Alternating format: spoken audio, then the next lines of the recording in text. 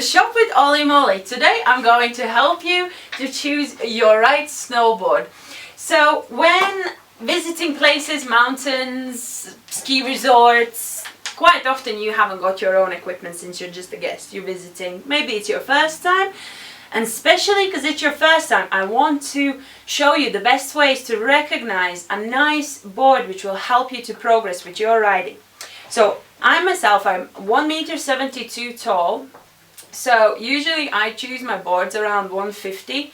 Since I've been riding for a good while, a taller or shorter doesn't really matter so much, but for myself and for all the clients we have, quite often the easiest way to recognize the board we're choosing is simply by having the board next to your body. What you want with the board, you want it to sit near your chin, not past your nose, not underneath your chin, because by this it's too long or too short. The best one, like I said, is just recognizing it by your chin. If you are just a medium build, if you are a heavier build, sometimes the best choice would be something wider and longer, because quite often also with a different size build body, also the shoe can be a different size, and what you want is that your shoe fits nicely in the center of the board and it's not overhanging too much over the toes or the back edge. So that's something to consider. If they are giving you a tiny board, maybe ask them to give you something wider, something even a little bit taller, just because it's your body build and that's going to suit the best. So one of the qualities to recognize in the board when you've been given one is actually know, has it been serviced, or maybe, who knows, it's been ridden for the past 10 years. And this is really important part in the experience of riding. So is to recognize, have your board actually been waxed?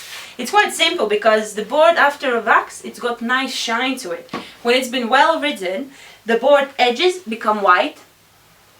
The toes or the heel edge doesn't really matter. You will see that it's ridden, it does become white. And what happens when it's not been waxed?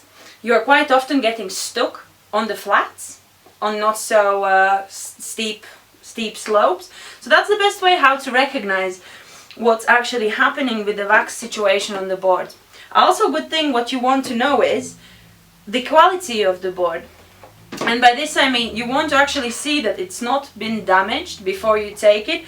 And that's very simple. When you see a big chunk out of your snowboard, you know this is not a good board, because quite often that really affects your riding and the board will be taking the decisions for you, taking turns, stopping. Maybe your intention is to slightly go to the right, but board simply will take you to the left, and this is not what you want, isn't it? So another important bit is to recognize the edges.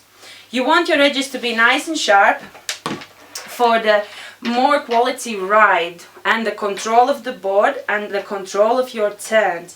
And this is very simple to choose. Just rub your finger across the edge, and if you feel that it's catching in places or places feel like weirdly sharp, this is not what you want.